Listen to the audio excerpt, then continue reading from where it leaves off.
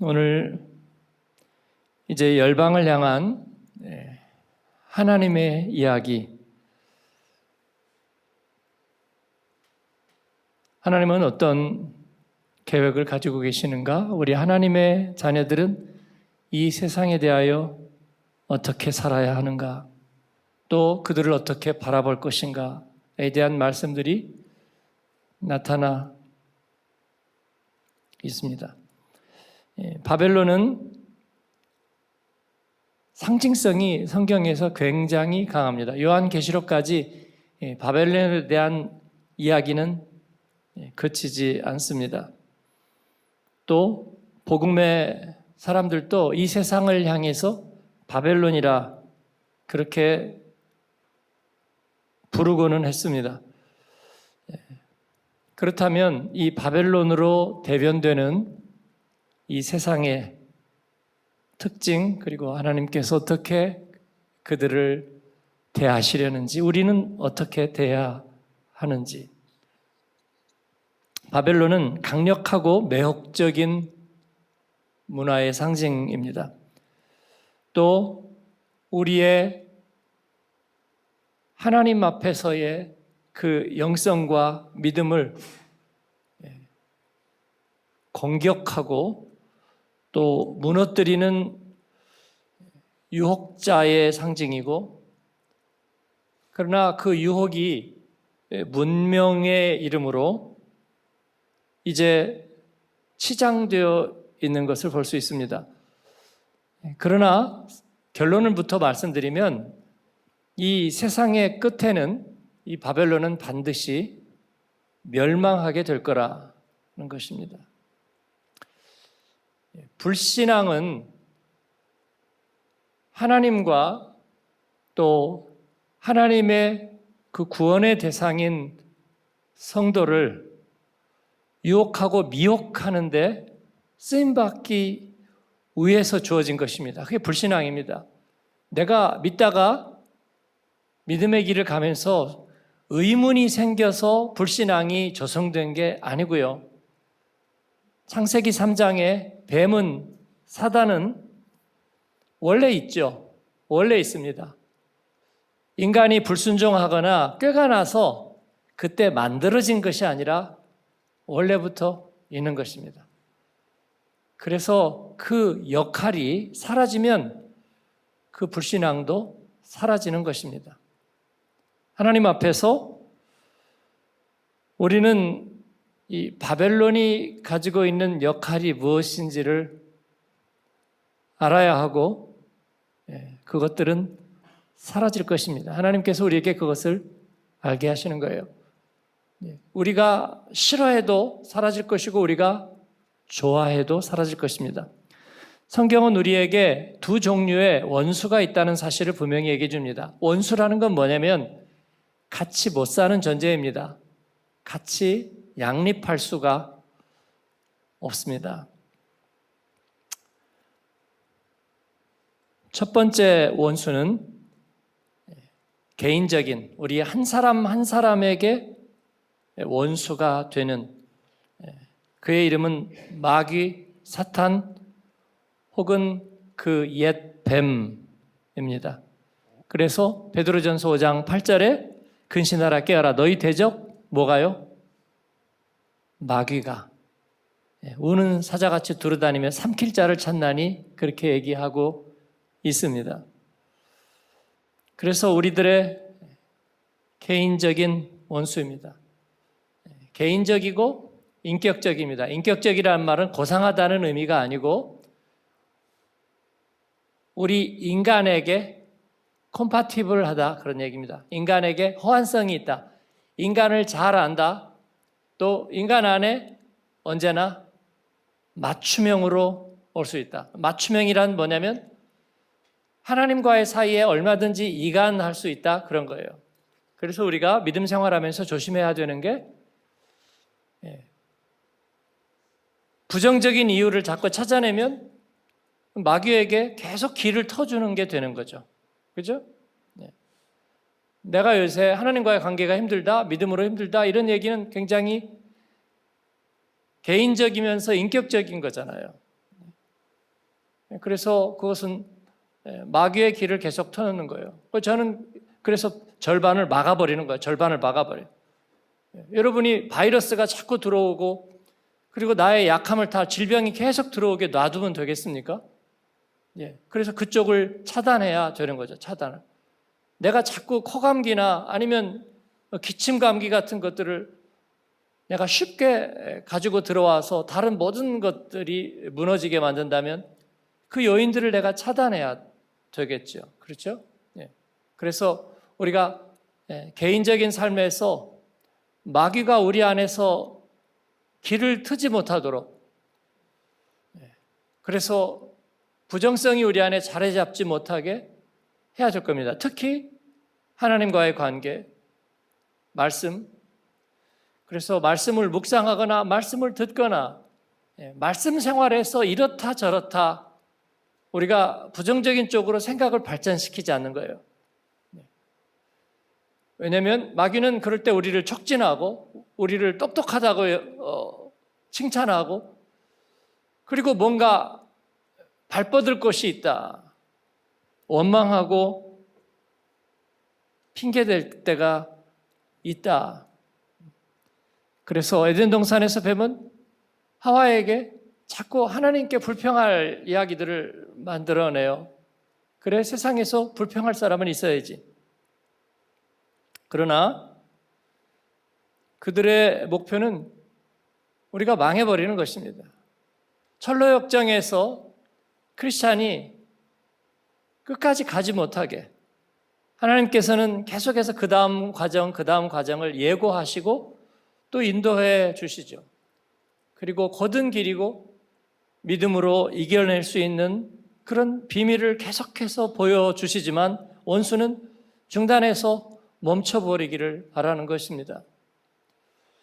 우리가 철로역정에서 주님의 나라에까지 천국 검색 때까지 가야 될 터인데 그리고 그 가운데서는 우리가 많은 눈물, 많은 시련도 겪어야 될 것이고 뿐만 아니라 많은 행복과 기쁨과 성령의 열매들을 많이 거둬야 될 것인데 우리가 명가가 되고 예수의 이름으로 누리는 많은 것들을 갖게 될 것인데 그러나 그 모든 것들을 다 맛보지 못하고 그냥 중단해 버리는, 그만두어 버리는 이것이 원수 마귀가 하는 일이라 하는 거예요.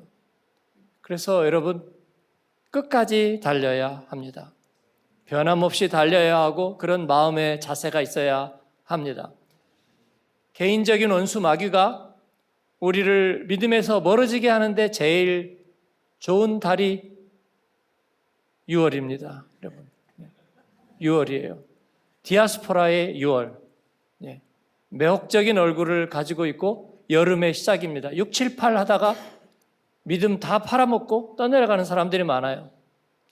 그리고 그 다음부터는 이제 멀어질 이유들을 다시 찾기 시작해요. 여름 지나면 시들시들하는. 그러나 반대로 그 계절은 주님과 열매 맺을 차비를 하는 것입니다.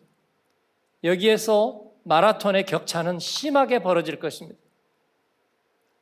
하나님 앞에 예배도 권태로워서 어쩔 줄 모르는 사람들과 그러나 은혜 받고 성장하는 사람들로 우리 교회는 그렇게 편차가 나뉘어지지 않는 하나님 앞에서 변함없이 은혜 받고 변함없이 사모하는 마귀가 이렇게 볼 겁니다. 목사님들이 하품하고 있네? 그러면 된 거지 뭐. 찬양팀이 힘들어하고 눈이 풀렸네? 그러면 된 거지. 찬양대가 찬양만 하고 전부 다 졸거나 딴짓하고 있네? 그러면 된 거죠. 목사 혼자 고군분투하는구나. 그러면 된 것이죠, 이제. 전열은 분열된 거죠. 여러분, 인격적인 원수와의 대결에 틈을 주지 않는 여러분 되기를 축복합니다. 깨어있고 하나님 앞에 해처럼 밝은 얼굴로 하나님 예배자로 승리하는 여러분 되기를 바랍니다. 성경은 두 번째로 개인적이지 않으면서 비인격적인 원수도 있다는 것을 우리에게 밝혀주고 있습니다. 우리를 애워싸고 또 우리의 영혼을 위협하는 원수가 또 있습니다. 요한일서 2장 15절 16절에 보면 그것은 세상입니다. 이 세상에도 또 두 가지로 나뉘는데 복잡하게 얘기해서 미안하고요. 하나님이 이처럼 사랑하신 세상이 있고요. 그 세상은 도시나 건물이나 또 도시에 이뤄놓은 문화가 아니고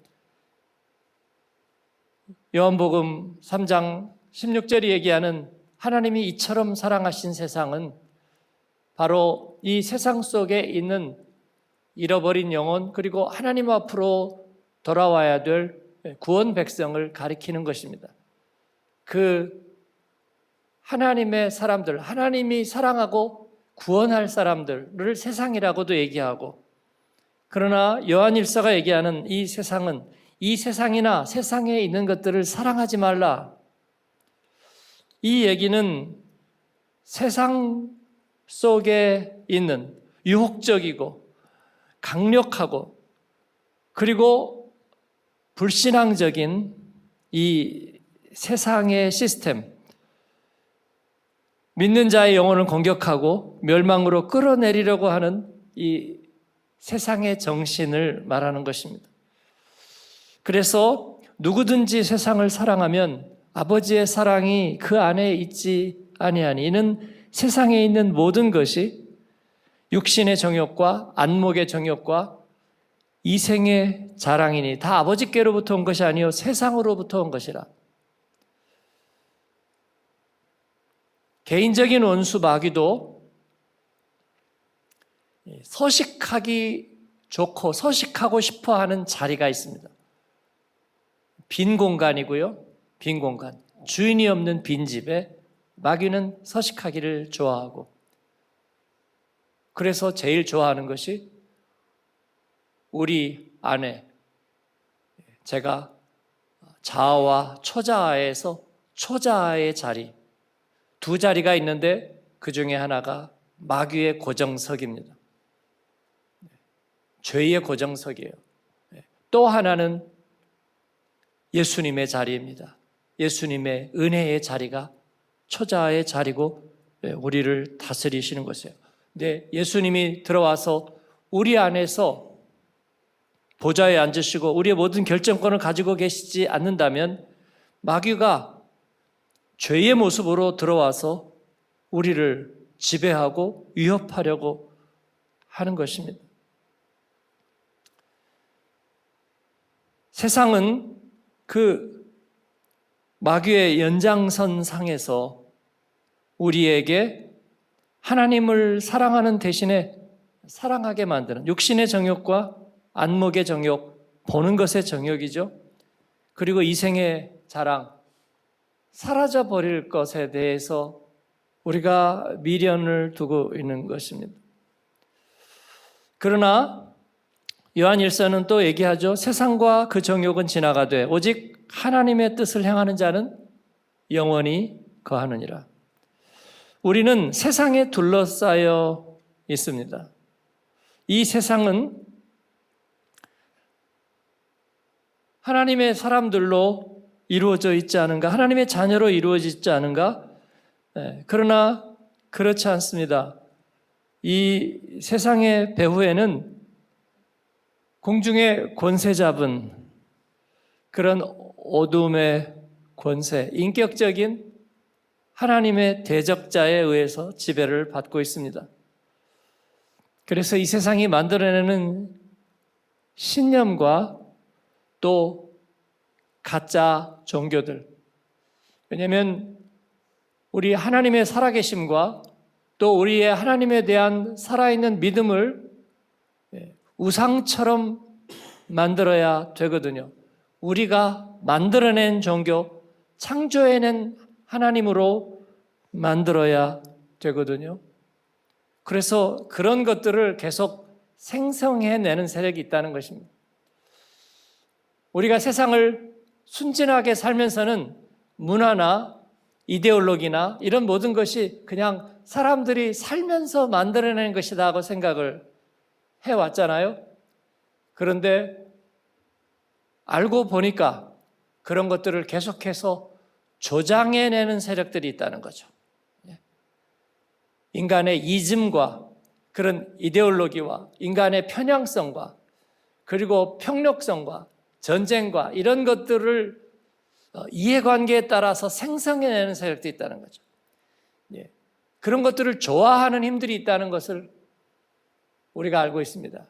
그렇지 않다면 세계대전이 어떻게 일어나겠습니까, 여러분? 세계대전의 명분은 무엇입니까? 전쟁을 멈추기 위해서 일어난 것입니다. 전쟁을 멈추기 위해서 참전한 거예요. 그래서 미국이 참전하는 거예요. 얼싸 좋다. 우리 비행기 한번 시험하고 폭탄 다 시험해 봐야지. 이거 터뜨리면 몇 명이나 한꺼번에 죽나 한번 시험해 봐야지. 그리고 참전한 거 아니죠. 젊은이들이 1,000만 명 이상이 죽어가는 그런 전쟁을 어떻게 그렇게 결정할 수 있겠습니까? 누가? 아니죠. 전쟁을 멈추기 위해서 세계대전이 일어났습니다. 그러나 기름을 안고 불섭에 뛰어드는 격이 되었습니다. 그게 어떻게 자연 발생적으로 되겠습니까? 이 모든 것들을 조성하고 그러기 위해서 사상적인 기반을 계속해서 제시하는 그와 같은 것들이 있는 거예요.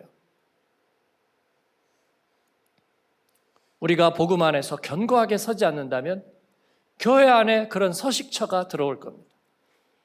이단들은 하나님을 믿으려는 이들에게 가장 왕성하게 작용합니다. 그렇죠. 그 여호와의 증인이나 내가 교회 다닌다고 생각하면 말이 통하잖아요. 성경에 대해서 얘기할 게 있잖아요. 교회 안 다니는 사람은 관심도 없어요. 관심도 없어요. 그렇습니다. 그들은 지배하고 그리고 계속해서 하나의 세계관을, 하나의 사상을, 하나의 종교화된 힘을 그 가운데 조성하고 갖도록 한다는 것입니다. 테러의 배후에는 그래서 반드시 조직화된 힘이 있고 그리고 그것을 뒷받침하는 사상이 그 가운데 있는 거예요. 이것은 저절로 조성되지 않습니다. 누군가가 중심을 가지고 만들어내는 거예요. 그것만 위해서 살아가는 사람들이 있는 것입니다. 하마스가 이스라엘과의 전쟁 통해서 지휘부를 소아병원 지하에다 만들어 놓는다. 공격할 거라는 걸 분명히 알고 있으면서 사람들의 마음을 잔인하게 만드는 방법은 그거밖에 없는 거죠. 인간으로서 할 수 있는 일은 아니죠. 인간으로서 할 수 있는 일은 아닙니다. 그 가운데서는 반드시 비인간적인 그리고 불신앙적인 그렇게 조성된 그런 영이, 정신이, 생각이 있는 것입니다. 그 세상의 상징적인 이름이 바로 바벨론입니다. 저는 이 어두운 이야기를 마블러스하게 하려는 생각은 수어도 없습니다. 그게 아니라 우리가 살면서 겪는 너무나 명백한 것들에 대한 것입니다. 그럼 우리는 세상을 미워하고 세상과 등지고 살아가느냐? 그렇지는 않습니다. 복음의 사람들은 도시를 사랑했습니다. 도시에 가는 곳마다 복음을 전하고 이런 영혼을 찾았습니다. 하나님이 사랑한 세상을 그 안에서 찾아내었습니다. 그러나 세상에 길거리 카페를 좋아하고 맛집을 좋아하고 그 다음에 큰 기념물들을 좋아하고 그래서 도시를 사랑한 것은 아닙니다. 뷰포인트에 가서 사진 찍고 너무나 좋아서 이렇게 펄펄 뛰는 그런 모습으로 살지는 않았습니다. 하나님이 사랑한 세상, 그리고 그 가운데에서 이루어진 문화들도 하나님께로부터 온 것이기 때문에 하나님의 이름을 위하여 그를 존중했으나, 그러나 그 배후에 있는 원수 마귀의 그 바벨론의 정신에 대해서는, 바벨탑의 정신에 대해서는 분명하게 각성하고 깨어있고 그리고 판단할 수 있어야 되는 것입니다. 우리 청년들과 우리 학생들이 축구를 좋아합니다. 제가 전도 축제 때 대표적인 가족을, 초등학교 6학년 남자아이와 중3 여자아이가 있는 4인 가족을 모델로 이렇게 제시했습니다. 초등학교 6학년 남자아이의 특징은 축구와 게임의 영혼을 팔 수 있는, 축구를 너무나 좋아하고 사랑하고 다 축구 선수가 되겠다고 일단 목표 설정을 해봅니다.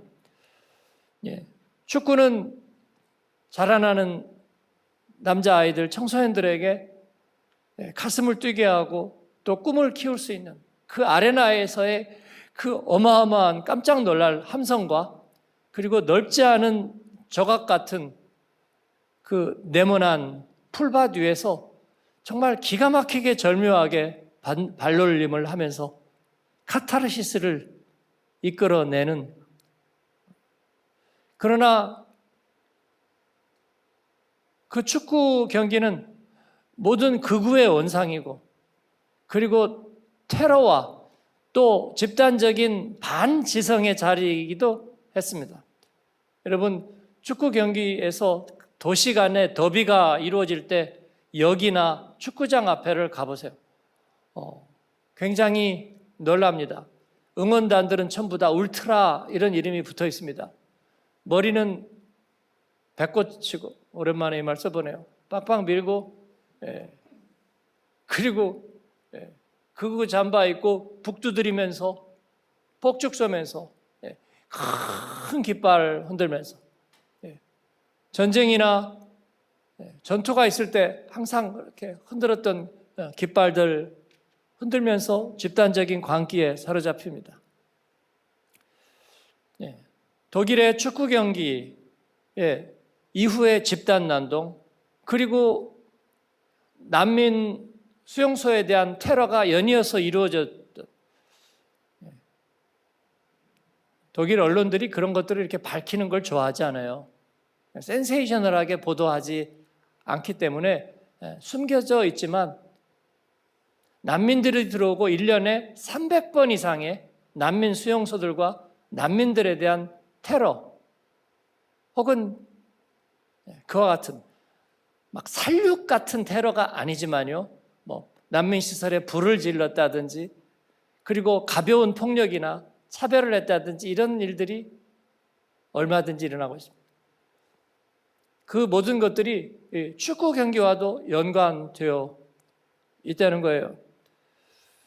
한편으로는 낭만적이고 매혹적이고 또 그리고 우리가 즐기고 누릴 수 있는 세상의 문화처럼 보이지만, 그러나 그 배후에는 또 다른 힘이 있다는 것을 저희가 기억해야 될 것입니다. 이사야서 13장은 실제로 신바벨론이죠. 그 바벨론이, 다니엘과 세 친구가 포로로 잡혀갔던 그 바벨론이 주전 536년에 이제 함락될 거라는 것을 알고 있습니다. 그런데 이사야서 13장의 그때에는 아직 신바벨론이 자취를 드러내지도 않을 때입니다. 그래서 자유주의적인 주석가들은 이 바벨론은 그냥 상징적인 이름일 뿐이고 바벨론은 사실은 아수르를 얘기하고 있는 거다라고 얘기하는데, 하나님의 계시 같은 걸 못 믿으니까 이런 식으로밖에는 얘기할 수 없다는 것을 우리가 이해할 수밖에 없습니다.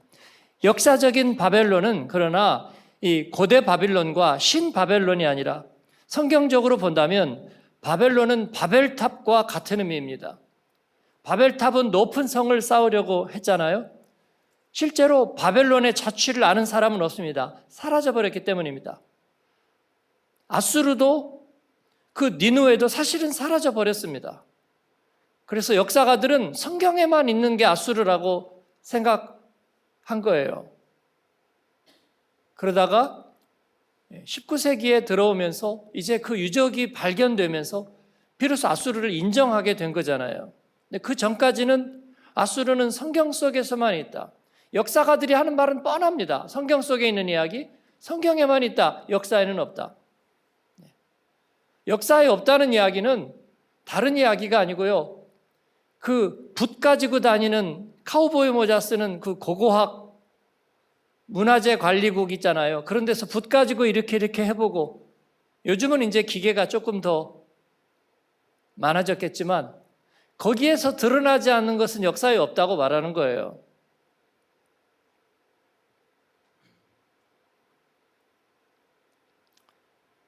그래서 역사에 없었던 바벨론, 많은 사람들이, 많은 군주들이 그래서 바벨론에 가보고 싶어 했습니다. 이 바벨론은 어마어마한 규모의 성을 세운 것으로 그렇게 드러나 있습니다. 35층짜리 빌딩과 맞먹는 높이. 이 도시에 한 변이 20km 가까이 되는, 그리고 높이가, 그 벽의 높이가 35층 빌딩에 맞먹는 높이, 도시 성벽에는 100개나 되는 거대한 청동문이 있었다고 그렇게 기록이 되고 있습니다. 고대 역사가 헤로도투스의 기록에 따르면 그렇습니다. 그 가운데에서 성벽 안에서 농사를 지을 수 있고, 아무리 큰 군대가 와도 그렇게 넓은 성을 다 봉쇄하고, 그리고 35층 높이의 성벽을 뛰어넘도록 공성전을 벌이고, 그리고 거기에다가 또 토성을 쌓을 수는 없습니다. 그런 군대를 만들 수도 없습니다. 바벨론이 이루고자 하는 그 도시는 그런 거 있습니다. 그리고 그 안에는 모든 것이 다 있습니다. 인간을 만족시키는 향락산업과 모든 것이 다 있어요. 오늘날의 도시 문화를 즐기는 사람들이 그 거대함과 그 안에서 다 자급자족이 되는 것,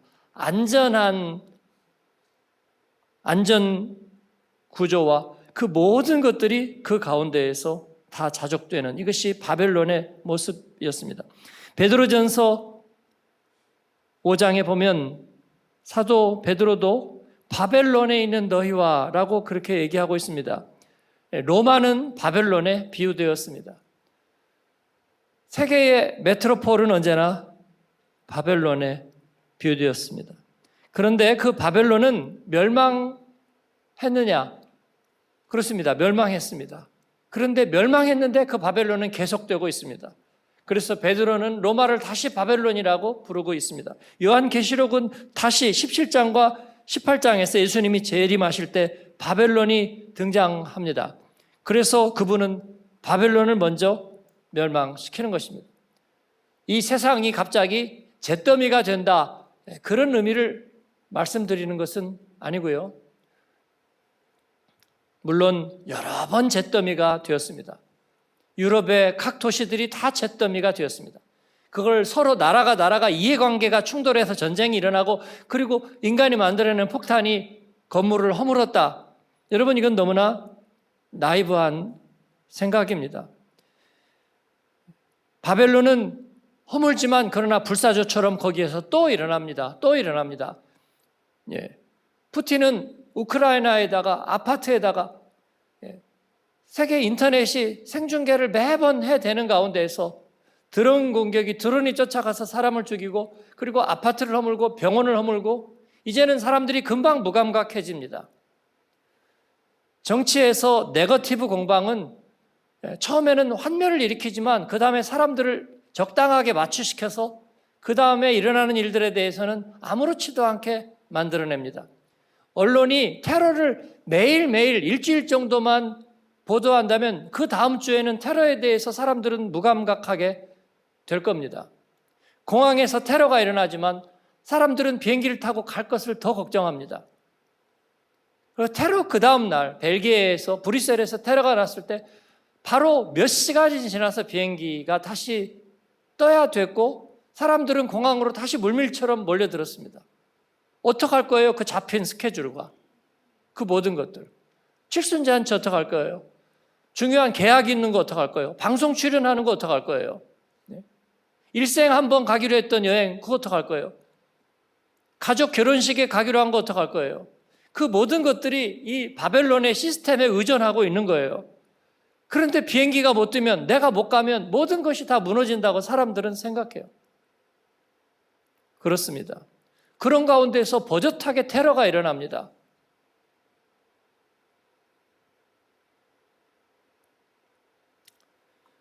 이 모든 것은 바벨론이 하고 있는 일들입니다.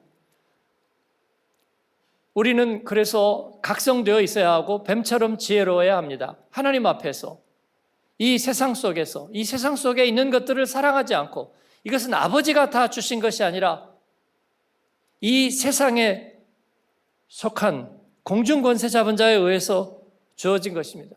우리는 그 가운데서 피해자처럼 살지 않고 그렇다고 야합한 자처럼 살지 않고 하나님의 영광을 위해서 우리는 그 가운데서 하나님의 자녀에게 하나님이 허락하신 것들을 누려야 할 것이 있고 싸워야 할 것이 있고 이겨야 할 것이 있는 줄로 믿습니다.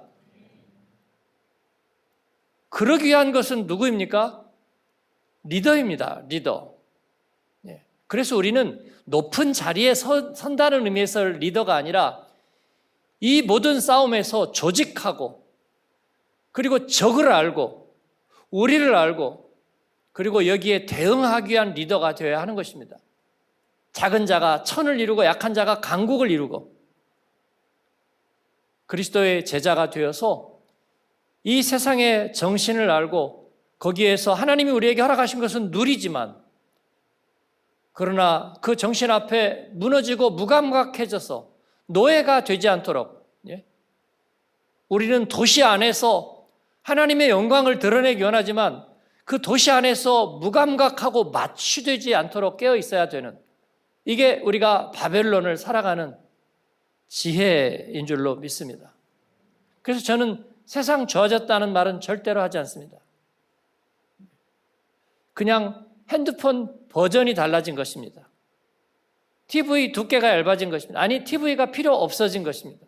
이것은 세상 좋아진 것이 아닙니다.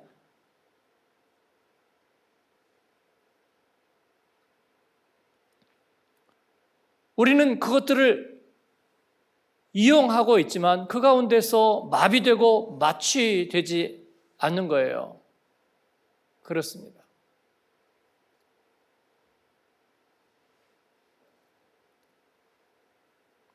정치적인 입장에 대해서도 그리스도인들은 그렇습니다. 그 가운데서도 물론 정치라는 게 항상 진영을 세워놓고 그런 게 없어도 무조건 양쪽에 포를 세울 겁니다. 그리고 그 가운데서 사람들의 몰이를 할 거고 그렇게 할 거예요. 그러나 그 모든 시스템들을 지배하고 있는 세상의 영들이 있는 거예요. 우리는 그 가운데서 부안회동하지 않을 것입니다. 저는 복음이 살 수 있는 길을 찾습니다. 우리가 정치적인 세력을 지지하고 또 그렇게도 할 것입니다. 그런데 거기에서 우리가 지혜가 있어야 할 거예요. 왜냐하면 하나님의 사람들에게도 복음의 사람들에게도 전략은 분명히 있기 때문입니다. 우리는 전장의 장수이고 리더입니다. 그래서 그런 전략이 있어야 돼요. 무슨 전략입니까? 복음이 사는 길입니다. 생명 구원이 사는 길입니다.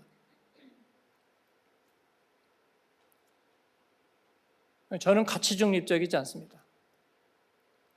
동성애가 득세하는 정치 세력을 결코 지지하고 지원하고 우리는 종교인이니까 예배만 드리고 세상은 세상이 알아서 하고 절대로 그럴 수가 없습니다. 하나님의 창조 질서를 무너뜨리는 세력을 지지할 수가 없어요. 어느 쪽이든 말이죠. 하나님 앞에서. 그러한 가치 중심성을 가지고 크리스찬이 견고하게 서 있어야 되는 줄로 믿습니다. 그렇지 않으면 마귀에게 부역하는 꼴이 될 거예요. 여러분이 제가 무슨 보수적인 입장을 얘기한다고, 뭐 이거 보수적이죠. 당연히 보수적이죠. 예. 성경의 가치를 지키고 사랑하는 길에서. 그렇습니다.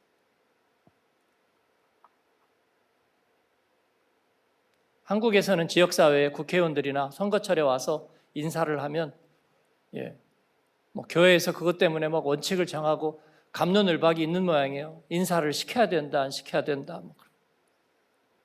저 같으면 어린 반푼, 세 푼도 없습니다. 하나님 앞에서 그들을 세워서 교회가 이리저리 휩쓸리는 것은 있을 수가 없습니다. 단지 우리가 가치에 대해서 중립을 가지고 있어야 하고, 중립이 아니라 가치에 대해서 원칙을 가지고 있어야 하고, 분명한, 우리는 무엇을 믿고 무엇을 사랑하고 무엇을 지향하는지를 분명히, 그리고 우리 한 사람 한 사람이 다 이 세상 속에서 리더로 있어야 되는 것입니다. 그냥 군중으로 있어가지고 흘러가는 대로 되는 대로가 아니라 우리는 리더로 서 있는 것이다. 우리는 그리스도의 제자로, 산 위의 동네로, 빛과 소금으로 서 있는 거예요. 그래서 복음의 능력이 세상 속에 살 수 있도록 우리는 그런 세상을 만들자. 그건 정치인의 구호고요. 왜냐하면 바벨론은 지나가거든요, 여러분. 지나가거든요. 우리는 하나님의 나라를 가고 그 나라를 위해서 우리는 잃은 영혼을 찾고 주님 앞에 달려갈 길을 달리는 것이거든요. 그래서 이 세상 문화가 완벽해지는, 이 세상 문화가 뭐에 완벽해집니까? 결국은 안락사로 가는 거 아니겠어요, 여러분? 그죠? 예. 그리고 무슨 멀티버스 이상한 얘기를 하고 인간의 정신을 그렇게 미분화시켜버리는 것 아니겠어요? 거기에 미혹당하지 않는 그 좋은 세상에서 내가 줄기세포 몇 대 맞으면 몇십 년 더 살면서 더 많은 것을 누리지 않을까? 이 세상의 홍보와 프로파간다에 우리가 미혹되지 않기를 바랍니다. 주님께서는 그 가운데에서 획을 그으시는 지혜를 발휘하셨습니다. 바벨론에 따라 우리 하나님의 자녀들의 운명이 갈리지 않게 하시고, 하나님은 주도적으로 예수 그리스도를 우리 가운데 보내시고 그 구원 계획을 따라 우리를 인도하셨습니다. 보라, 내가 새 일을 행하리라. 하나님께서는 그렇게 약속하십니다. 그래서 마귀의 괴계는 이 세상을 허물고 또 다시 건설하고, 허물고 또 다시 건설하고, 그러나 그 마귀의 괴계와 관계없이 하나님께서는 하나님의 일을 하시는 것입니다. 그리고 우리를 오늘 말씀에도 나오는 것처럼 바벨론을 대적하고 그 바벨론의 정신을 허물기 위해서 하나님은 군대를 소집하십니다. 에스겔 골짜기에 하나님의 군대가 일어섰다는 것을 여러분 기억하십시오. 제가 제자반 어제 마지막 회의에서 영적 싸움을 준비하라. 영적 싸움과 영적 대결은 분명하게 있다. 성령의 소욕과 육체의 소욕의 대립은 분명하게 있다. 그 얘기는 뭐냐면요, 실제적인 대결의 훈련이 있어야 된다는 것입니다.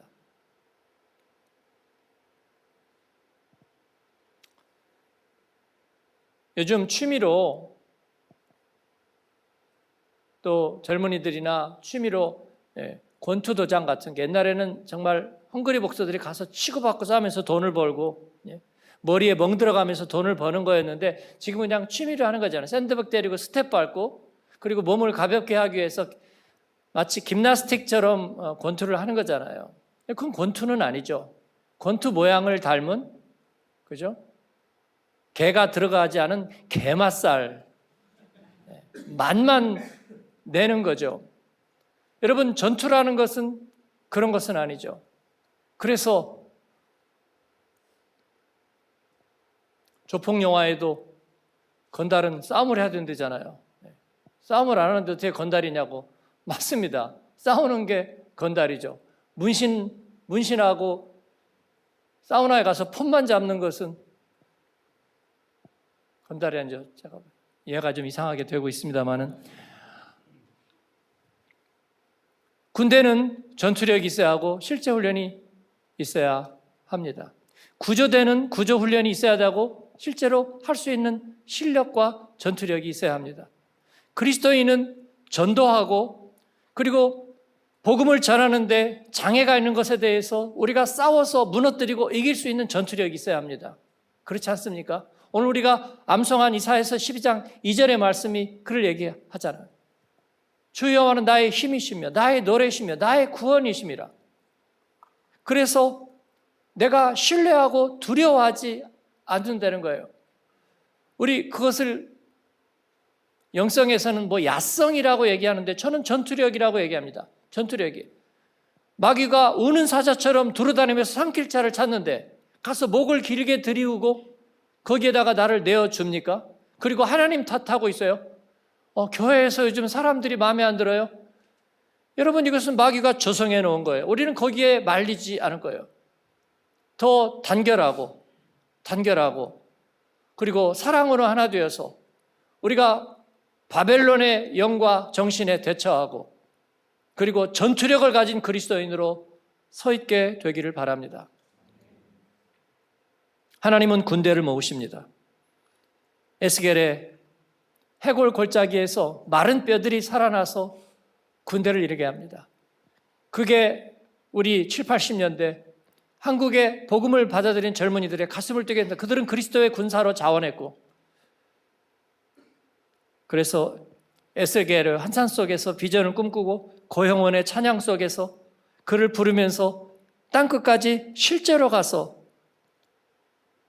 오대양 산호섬 그곳에 복음의 길을 열자 하나님 앞에 그렇게 작정했던 것입니다. 사랑하는 여러분, 바벨론은 지나갈 것입니다. 말씀을 맺을게요. 오늘 바벨론에 대해서 할 얘기가 좀 많지만 말씀을 맺겠습니다.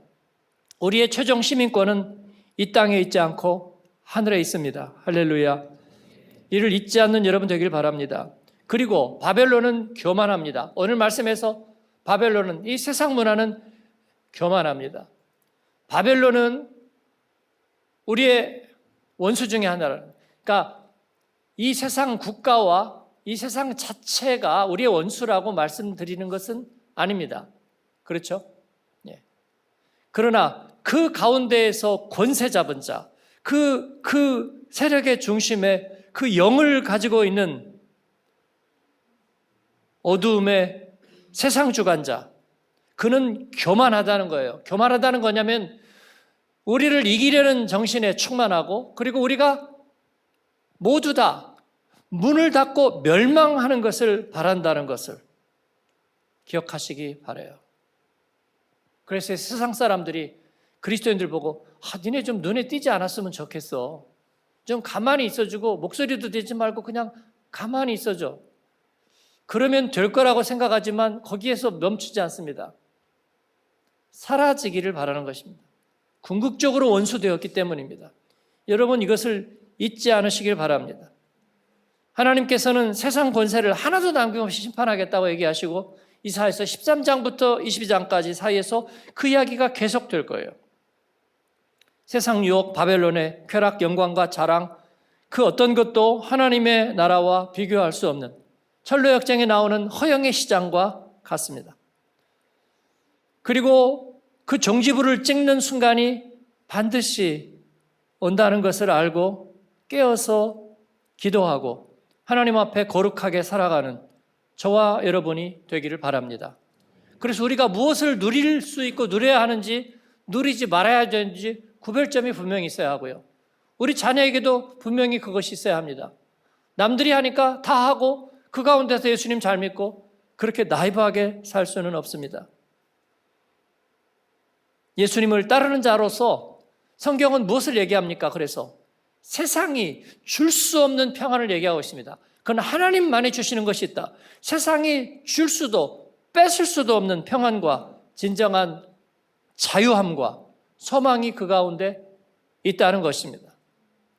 사랑하는 여러분, 이를 잘 구별하고 깨어서 성령께 지혜를 구하고 그리고 그 가운데 그리스도의 전투력 있는 군사로 사는 저 여러분 되길 바랍니다.